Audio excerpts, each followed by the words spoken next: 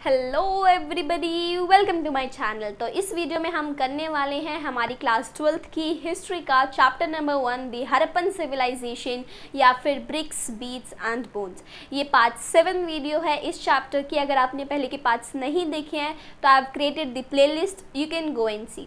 इस वीडियो में हम करने वाले हैं अपना टॉपिक नंबर 10 और 11 और ये लास्ट पार्ट होने वाला है इस वीडियो का। With this part will complete this chapter. तो टॉपिक 10 में हम पढ़ेंगे डिस्कवरिंग द हड़प्पन सिविलाइजेशन। हमने पढ़ा है पहले के वीडियोस में, if you remember, about the subsistence strategies, about the settlements, about their agricultural technologies, about the craft production and about the trade.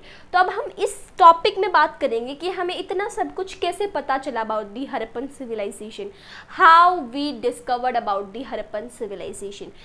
तो जो हमारा टाइम पीरियड है हड़प्पन सिविलाइजेशन का 2600 BC टू 1900 BCE, इस टाइम पीरियड के 1000 years बाद एक civilisation exist करती है।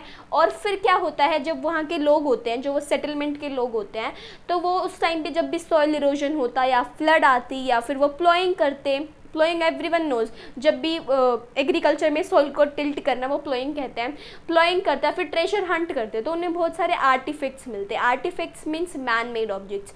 तो उन्हें मैन मेड ऑब्जेक्ट्स मिलते हैं जो कि उनके टाइम पीरियड के नहीं थे, क्योंकि वो उनसे फेमिलियर नहीं थे। उन्हें सील्स मिलती, हड़प्पन टाइम पीरियड की सील्स मिलती, स्टोन्स मिलते। तो जो उन्हें नहीं पता था व्हाट इट इज़, ये किससे बिलोंग करता है, उन्हें नहीं पता था। तो वहाँ से हमारी जर्नी शुरू होती है, that how we discovered about the Harappan civilization. अब मैं आपको अपना ये टॉपिक शुरू करने से पहले मैं आपको दो चीज़ों के बारे में इंट्रोड्यूस करवाना चाहूँगी। नंबर 1 इज़ माउंट और स्ट्रैटिग्राफी। आपको चैप्टर, मतलब ये टॉपिक पढ़ने से पहले आपको इन दो चीज़ों के बारे में बिल्कुल क्लियर होना चाहिए, ताकि आपको टॉपिक में कोई कन्फ्यूजन ना हो। सबसे पहले माउंट। माउंट क्या होता है, मैंने पिक्चर भी बना रखा था, मैंने कुछ ड्रॉ भी कर रखा है। इट्स लाइक अ हीप और a hill of discard material. Discard मतलब जो आपके काम का नहीं है, उससे इकट्ठा हो जाने वाला माउंट। तब हम इससे हड़प्पन सिविलाइजेशन में कैसे रिलेट करेंगे।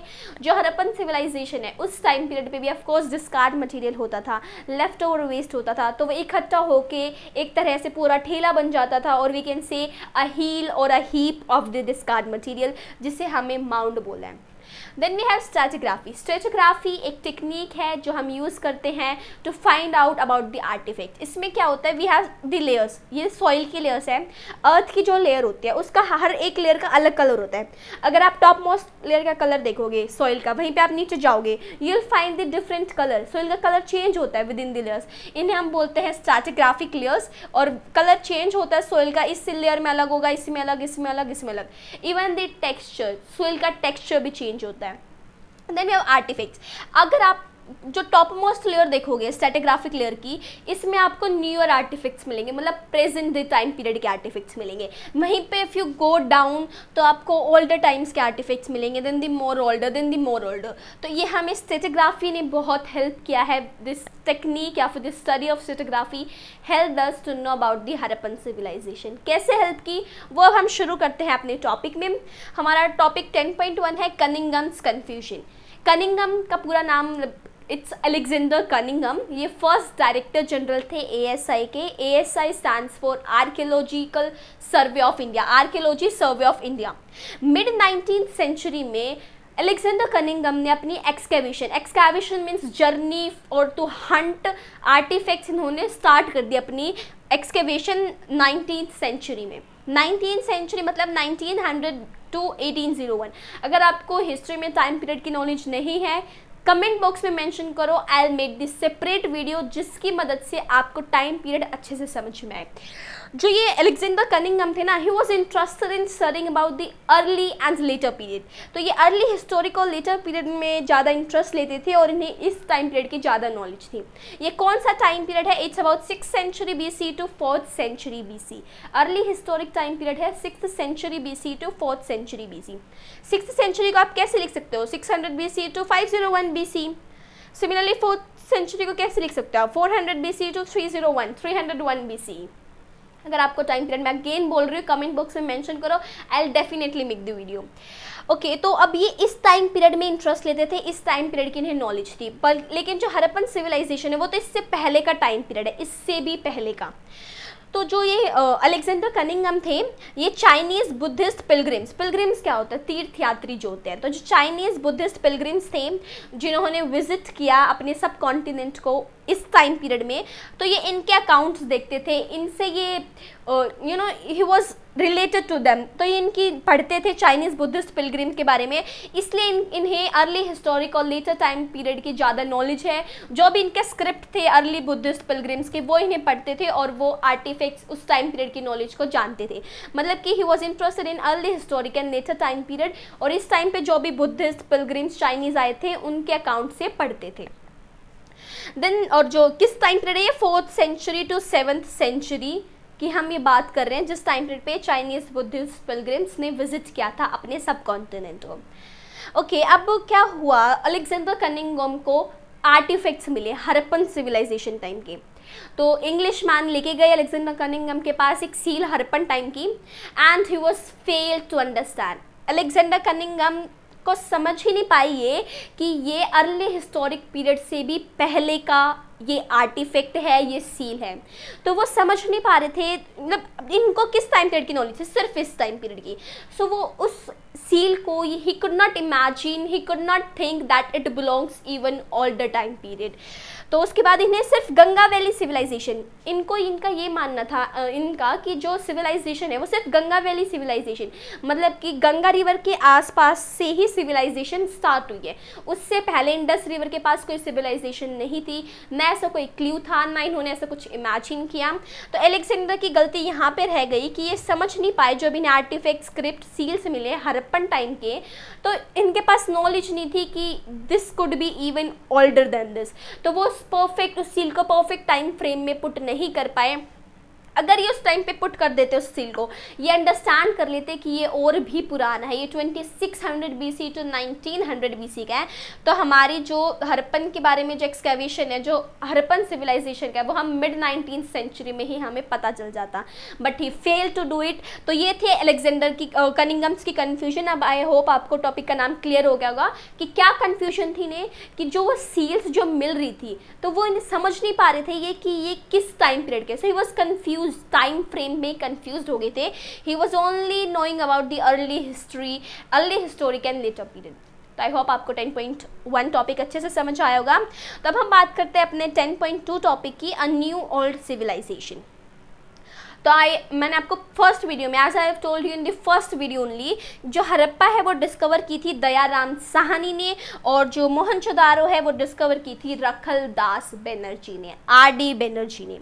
और ये दोनों किसके अंडर काम कर रहे थे, under the John Marshall. John Marshall director general थे ASI के, तो इनके अंडर ये दोनों काम कर रहे थे। And Dayaram Sahni discovered Harappa and Rakhaldas Banerjee discovered Mohenjodaro. Okay, then John Marshall के अंडर ये दोनों काम कर रहे थे। देन 1924 में जॉन मार्शल अनाउंस करता है, 1924 में John Marshall announces a new civilization. He said that एक सिविलाइजेशन थी हड़प्पन सिविलाइजेशन नाम की, सो वो वर्ल्ड को इंट्रोड्यूस करवाता है हड़प्पन सिविलाइजेशन नाम से। फिर SN रॉय की बुक है the story of Indian archaeology.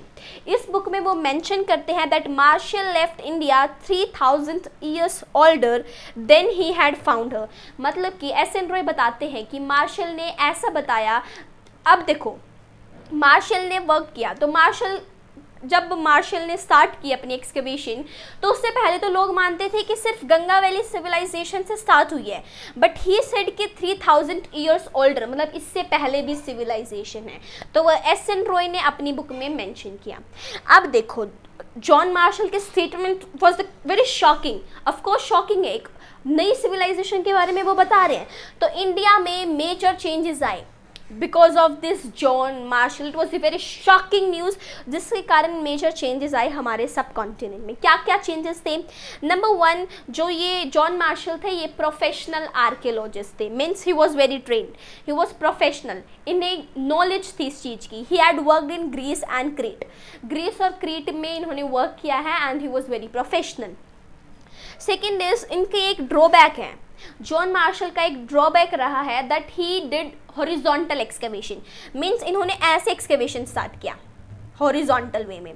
अब हॉरिजॉन्टल वे में क्या मीन्स, अब इन्होंने क्या किया, एक पूरे माउंट को पढ़ते थे ऐसे हॉरिजॉन्टल में। मतलब कि अब जैसे स्ट्रेटिग्राफी में तो हमें पता चल जाता है टॉप मोस्ट लेयर मीन्स ये इस टाइम पीरियड का, ये उससे ओल्ड टाइम का, इसका ओल्ड।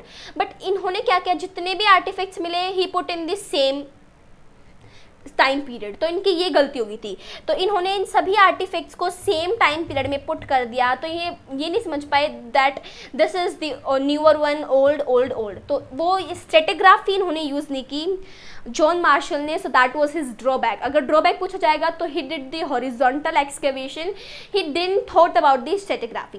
तो अब स्ट्रेटिग्राफी किसने सोचा, दैट इज आर.एम. व्हीलर।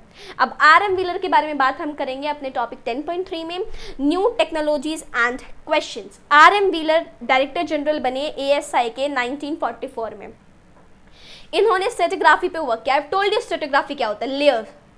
मतलब ये न्यूअर आर्टिफैक्ट्स मिलेंगे इस लेयर में, इसमें older than older than older. इसके कारण हम पता कर सकते हैं कि आर्टिफैक्ट्स किस डेट का है, किस टाइम पीरियड का है। तो he worked on this stratigraphy. और आर.एम. व्हीलर ये मिलिट्री बैकग्राउंड से थे। तो यू शुड नो, अगर मिलिट्री बैकग्राउंड से जो हमारे आर्कियोलॉजिस्ट थे, जो हमारे डायरेक्टर जनरल थे, वो थे आर.एम. व्हीलर। तो ये मिलिट्री बैकग्राउंड से क्वेश्चन 1 मार्कर में आ सकता है। Which director general of ASI belong to the military background, so you should know R M. Wheeler. और अब देखते हैं हम question. Okay, then next topic question की बात करेंगे कि क्या क्वेश्चन अराइज होता है। न्यू टेक्नोलॉजीज से अब मैं आपको इंट्रोड्यूस करवाती हूँ। अब क्या हुआ, इंडिया इंडिपेंडेंट हुई, उसके बाद हमारा पार्टीशन हो गया, इंडिया पाकिस्तान अलग हो गया। पहले पूरा एक सब कॉन्टिनेंट था जिसपे हड़प्पन सिविलाइजेशन थी, पर अब डिवाइड होने के कारण मेजर जो साइट्स थी जैसे हड़प्पन, मोहनजोदारो, वो सभी पाकिस्तान में चली गई। तो अब पाकिस्तान में चलेगी बिकॉज ऑफ द पार्टीशन। तो अब हम इंडिया में हम काम कर रहे हैं कि हम ज़्यादा से ज़्यादा साइट्स निकाल पाए हड़प्पन की। तो अब हमें कुछ साइट्स हमें मिली भी हैं, जैसे कि कच्छ रीजन में हमने एक्सकवेट किया और हमें पंजाब और हरियाणा में कुछ साइट्स मिली हैं, जैसे कालीबंगान, लोथल, राखीधारी और धोलावीरा। हमें ये साइट्स न्यूअर फाइंड साइट्स हैं, ये अभी अभी हमने इनको फाइंड किया है, ये इंडियन साइट्स हैं। और जैसे जो मेजर साइट्स थी वो मोहनजोदारो, हड़प्पा, वो पाकिस्तान में चली गई हैं आफ्टर दी पार्टीशन। अब इसी ही टॉपिक का एक जो क्वेश्चन मैं बोल रही थी आपको, दैट द क्वेश्चन अराइजेज। अब हम ना क्या हो रहा है, अब वी आर इंटरेस्टिंग, हम इंटरेस्ट ले रहे हैं हड़प्पन सिविलाइजेशन को जानने के बारे में। तो हम जानना चाहते हैं कि what were the issues, new issues, मतलब कि हम जो मेन फोकस किस पे दे रहे हैं। अब जो आर्कियोलॉजिस्ट हैं उनके माइंड में क्वेश्चन अराइजेज हो रहे हैं because of this Harappan civilisation. क्या क्या क्वेश्चंस हैं, the questions are about cultural sequence. अब जो आर्कियोलॉजिस्ट हैं वो कल्चरल में पुट करना चाहते हैं, जैसे आर्टिफैक्ट्स है पहले इस टाइम पीरियड के हैं, देन दिस के, तो they are interested about the cultural sequence. Location of sites, अब ना जैसे कि हड़प्पा है, हड़प्पा साइट है, मोहनजोदारो साइट है, तो वो जानना चाहते हैं कि क्यों इस पर्टिकुलर साइट पे ही सेटलमेंट हुई, व्हाट वाज द रीज़न। ये न्यू इश्यूज हैं, न्यू क्वेश्चंस हैं जो आर्कियोलॉजिस्ट के माइंड में एड्रेस हो रहे हैं, आर्कियोलॉजिस्ट के माइंड में आ रहे हैं, they are thinking about it. Next is artefact. जो आर्टिफैक्ट्स थे, जो हमें आर्टिफैक्ट्स मिले हैं हड़प्पन सिविलाइजेशन के टाइम पीरियड के, उनका क्या फंक्शन था, किस काम के थे। सो उस बेसिस पे हम इन्हें पढ़ रहे हैं, ये न्यू इश्यूज आ रहे हैं, न्यू क्वेश्चंस आ रहे हैं हमारे आर्कियोलॉजिस्ट और स्कॉलर्स के माइंड में। 1980s में क्या होता है, all over the world interest लेते हैं हड़प्पन सिविलाइजेशन में with modern technologies. We are keeping interest and we are discovering more about the Harappan civilization. जैसे आपको पता है Harappan script till day undeciphered है, वो हमारी लैंग्वेज में डिकोड नहीं हुई है। So we have several questions, queries है, हमें बहुत कुछ नहीं पता अभी हड़प्पन सिविलाइजेशन के बारे में। तो जो ये 1980s में पूरे इंटरनेशनल लेवल पे इंटरेस्ट लिया जा रहा है, दूर दूर से अब्रॉड से आ रहे हैं archaeologist, scholars, and they are discovering about this Harappan civilization with the modern technologies. तो ये बोर्ड में क्वेश्चन भी आता है न्यू इश्यूज से, what are the new issues that the archaeologist are facing and wanted to know more. तो आपको ये 3 पता होने चाहिए, cultural sequence, location of sites and the artifacts. मैं आपके लिए अलग से एक वीडियो लेके आऊँगी, पूरी सीरीज लेके आऊँगी अबाउट द क्वेश्चन, जिसमें मैं आपको मोस्ट इंपॉर्टेंट क्वेश्चन बताऊँगी जो लाइकली की बोर्ड में आपके आएंगे। Let's move to the topic 11 और ये लास्ट टॉपिक है इस चैप्टर का। With this topic will complete our whole chapter. This is problem of piecing together the past. अब हमने बात कर लिया कि कैसे डिस्कवर किया हमने, मतलब कैसे हमने डिस्कवरी की, हमने पूरा देख लिया। We started with the Alexander, then the John Marshall, then RM Wheeler. अब हम बात करेंगे हमें क्या क्या प्रॉब्लम आई, हड़प्पन के जो आर्टिफैक्ट्स जो हमें मिले तो उन्हें हम कैसे रिलेट कर पाए, कैसे हम समझ पाए, वो हम इस टॉपिक में पढ़ने वाले हैं। सबसे पहली प्रॉब्लम आई जो हमें मटेरियल लेना, जैसे कि ऑर्गेनिक मटेरियल था हड़प्पन सिविलाइजेशन के टाइम पे, for example cloth, leather, would, तो ये टाइम के साथ क्या होती है, डीकम्पोज हो जाती हैं। तो अब वो प्रेजेंट डे हमें मिलेंगी नहीं। जब हमने एक्सकेवेशन स्टार्ट की तो हमें इन जो ऑर्गेनिक मटेरियल है वो डीकम्पोज हो गया, हमारे पास वो है ही नहीं, तो हम कैसे पता करें। देन और वी हैव गेट, जो हमें मिला वो या तो ब्रोकन है या यूजलेस है। फॉर एग्जाम्पल जैसे कि गोल्ड है, गोल्ड बहुत प्रीशियस थिंग है, आप उसे गोल्ड को यूज़ करते हो, देन वो काफ़ी टाइम के साथ वो उसकी शाइन, जैसे कि वो आप उससे बोर हो जाते हो, देन आप उसको यूज़ करते हो, देन आपको रिसाइकल करते हो, एग्री और नॉट। जैसे आप बहुत टाइम पीरियड तक आपसे यूज़ कर रहे हो तो आप उसका फिर रिसाइकल करते हो और उसे कुछ और बनवा लेते हो। तो मतलब कि जो हमें मिला है वो ब्रोकन है या यूजलेस है, जो काम की चीज़ें थी वो तो वहीं पे कंज्यूम हो गई, रिसाइकल्ड होगी इसी टाइम पीरियड पे। तो जो हमें मिला है, जो हमारे पास एविडेंसेस है, वो या तो ब्रोकन है, टूटे फूटे हैं, लेफ्ट ओवर मटीरियल है, या फिर यूजलेस है। Okay, now let's come to the topic 11.1 classifying finds and 11.2 हम पढ़ेंगे प्रॉब्लम ऑफ इंटरप्रिटेशन। सबसे पहली बात है क्लासिफाइंग फाइंड्स, नाम से ही पता चल रहा है, अगर हमें कोई भी एविडेंस मिला है, कोई भी चीज़ मिली है तो हम उसे क्लासीफाई करेंगे। फॉर एग्जांपल मुझे ये मिला है हड़प्पन टाइम पीरियड का, बट लेकिन ये हड़प्पन टाइम पीरियड का नहीं है। For example I got this, अब मैं इसको क्लासीफाई करूँगी, दो बेसिस पे क्लासिफिकेशन होगा, मटीरियल पे और फंक्शन पे। किस टाइप का मटीरियल है इसमें, is it stone, is it clay, is it metal, is it bone, is it every. तो इस बेसिस पे हम उससे क्लासीफाई करते थे, मटेरियल के बेसिस पे। Then we also use to classify on the basis of function, कि ये क्या फंक्शन है इसका, इज इट, तो अब फंक्शन पे हम क्लासीफाई करते थे कि ये किसके लिए यूज होता है, इधर फॉर हंटिंग, इधर फॉर ईटिंग, इसका क्या फंक्शन है। तो उस बेसिस पे हम क्लासीफाई करते थे जो भी हमें मिलता था हड़प्पन सिविलाइजेशन के टाइम पीरियड का। तो मटेरियल पे आप क्लासीफाई कर सकते हो stone, clay, metal, bone, Ivory. Function पे हम 3 पार्ट में क्लासीफाई कर सकते हैं। Number 1, resemblance with the present day things, आप इसे रिसेंबल करो प्रेजेंट डे थिंग्स से। फॉर एग्जाम्पल, इसके लिए मैं आपको एक एग्जाम्पल देती हूँ, जैसे कि हमें कॉटन मिला हड़प्पन सिविलाइजेशन के टाइम पीरियड पे, तो अब कॉटन को हम प्रेजेंट डे में देखें तो कॉटन से कॉटन क्लॉथ्स बनते हैं, तो हम उसे रिजेंबल, अब कॉटन को हम जानते हैं क्योंकि आज के दिन में भी वो प्रेजेंट है कॉटन, तो इसलिए हम उसे रिजेंबल कर सकते हैं with the present day things. Second, हम फंक्शन में क्लासीफाई कर सकते हैं फाउंड वेयर, अब कहाँ पे हमें वो ऑब्जेक्ट मिला है, हाउस में मिला है, ग्रेव में मिला है, या किलन में मिला है। किलन एक तरह का पोट है जो कि बर्निंग पे बनता है। तो अगर आपको ये पता चलेगा कि वो ऑब्जेक्ट कहाँ पे मिला है तो उसकी मदद से आप उसका फंक्शन फाइंड आउट कर सकते हो। प्रेजेंट डे से रिसेंबल करने पे मैंने जैसे आपको बताया, कॉटन अगर आपको देखने को मिल रहा है तो आप समझ सकते हो कि कॉटन का क्या फंक्शन हो सकता है। सो आप उससे प्रेजेंट थिंग से भी आप उसका फंक्शन जान सकते हो रिसेंबल करके। देन कहाँ पे वो हमें मिला है तो उससे भी आप उसका फंक्शन पता कर सकते हो। Then third thing is through indirect evidence. For example हमें एक स्टोन, इफ़ यू रिमेंबर, हमें एक स्टोन स्टैचू मिला था जिसे हम क्या बोलते हैं, प्रीस्ट किंग। हमारे पास कोई डायरेक्ट एविडेंस नहीं है कि वो प्रीस्ट किंग था, हम उससे रिलेट कर रहे हैं, इनडायरेक्ट एविडेंस, मेसोपोटामिया से हम उससे रिलेट कर रहे हैं और हम वहीं पे उसे प्रीस्ट किंग नाम दे रहे हैं। तो उसका जो फंक्शन है, तो फंक्शन अगर हम किसी भी ऑब्जेक्ट का हम फाइंड करेंगे तो वो 3 बेसिस से कर सकते हैं, resemblance with the present things, where it is found and through the indirect evidence। I hope आपको टॉपिक 11.1 समझ आया होगा। अगर फिर भी आपको किसी भी टॉपिक में कुछ भी डाउट है तो आप कमेंट बॉक्स में लिख देना, I'll surely clear it। तो अब देखो, अब इसमें प्रॉब्लम क्या हुई, हमने क्लासीफाई कर लिया, तो प्रॉब्लम क्या होती है, टाइम के साथ हमें और डेवलपमेंट होती है, हमें और एविडेंस मिलते हैं। अब हम कुछ भी श्योरिटी नहीं है, हम किसी भी को पक्का नहीं कह सकते कि हाँ ये है, वी कैन ओनली एज्यूम। तो विद द टाइम पर डेवलपमेंट होती है, फिर हम फाइनल कंक्लूजन पे आ पाएंगे। अभी हम कोई भी कंक्लूजन नहीं दे पा रहे किसी भी चीज़ को क्योंकि हमारे पास इनफ एविडेंस नहीं है उसे सपोर्ट करने के लिए। 11.2 टॉपिक पे आता है प्रॉब्लम ऑफ इंटरप्रिटेशन। अब देखो, अब अगर आपका क्वेश्चन आता है ना बोर्ड में रिलीजियस से रिलेटेड, तो आप इसको एक्सप्लेन करोगे जो मैं आपको अभी बताने वाली हूँ। हमें बहुत सारी चीज़ें मिली हड़प्पन टाइम पे, 3 चीज़ें मिली। नंबर 1, इसमें हम बेसिकली 3 चीज़ों के बारे में पढ़ेंगे, 2 and 3। अनयूजुअल एंड अनफेमिलियर, हमें कुछ ऑब्जेक्ट्स मिले जिनसे हम अनफेमिलियर थे, हमें नहीं पता वो क्या थी, वो हमारे लिए अनयूजुअल थी। नंबर 1 इज़ मदर गॉडेस, हमें एक वुमेन का स्कल्पचर मिला है, आपकी बुक में फोटोग्राफ भी दे रखी है, उसमें उन्होंने बहुत सारी ज्वेलरी पहन रखी है, एक हेड क्राउन है, तो वो हम उससे रिलेट कर रहे हैं, शायद वो मदर गॉडेस है, but we do not have any proof. तो मतलब हम उससे अनफेमिलियर है उस स्कल्पचर से, उसमें बहुत सारी ज्वेलरी है, तो उससे हम उसे शायद नाम दे रहे हैं that may be the mother goddess. Then priest king, हमें एक एज वी हैव सीन हमें एक स्टोन स्कल्पचर मिला था, तो उससे हम शायद मेसोपोटामिया के टाइम से रिलेट करके उसे प्रीस्ट किंग बोल रहे हैं, but we do not have enough evidence.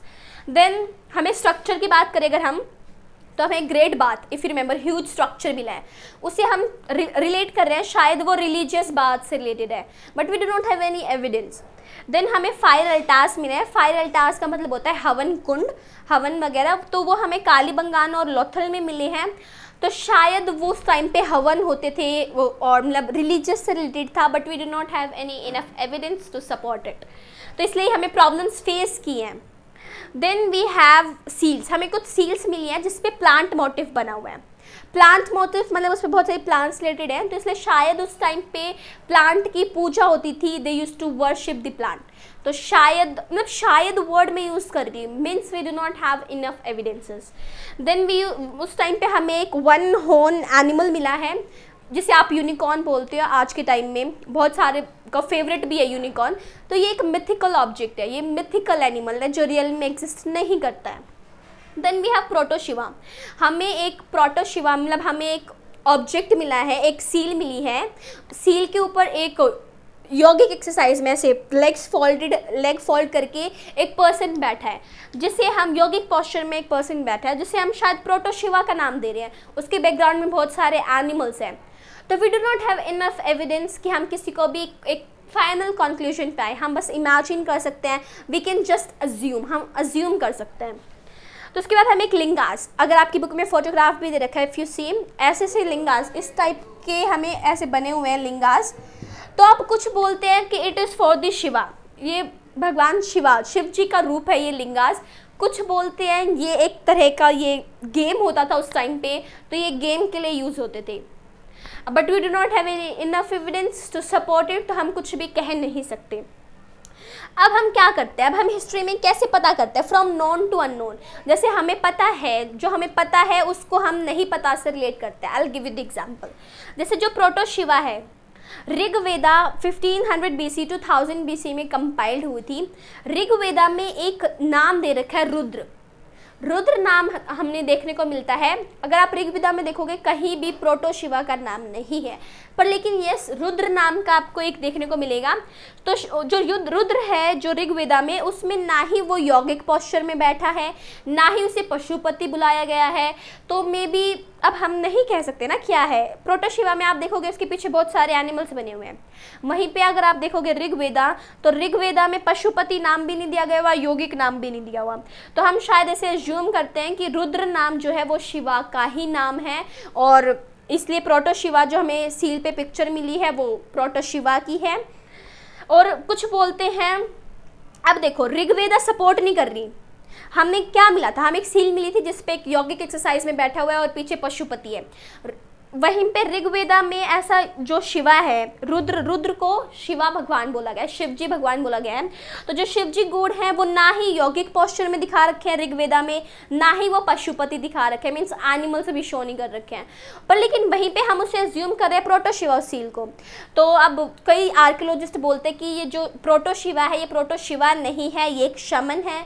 शमन एक ऐसा मैन होता है जिसके पास मैजिकल पावर्स होती हैं जो कि भगवान से रिलेट कर सकता है, between the god and the human बीच का पर्सन शमन बोला गया। तो ऐसे हमारे पास कुछ भी हम कंक्लूड नहीं कर सकते हैं। तो that was all for today, I hope आपको समझ आया होगा। अगर आपको फिर भी किसी भी टॉपिक में डाउट है आप कमेंट सेक्शन में मेंशन करो, आई विल श्योरली रिप्लाई। और अगर आपको कमेंट सेक्शन में भी समझ नहीं आएगा तो I will create the separate video. और अब मैं इस चैप्टर का मैप लेके आने वाली हूँ, एक मैं मैप वीडियो बनाऊंगी जिसमें हम सारी प्लेसेस, सारी साइट्स मैप पे लोकेट करके देखेंगे ताकि आपका बोर्ड में एक भी नंबर कट ना हो। So that was all for today, congratulation for completing the first chapter. So अब हम मिलेंगे आपको सेकेंड चैप्टर में। चैनल को प्लीज़ सब्सक्राइब करो, वीडियोज़ को लाइक करो and share your love. Thank you.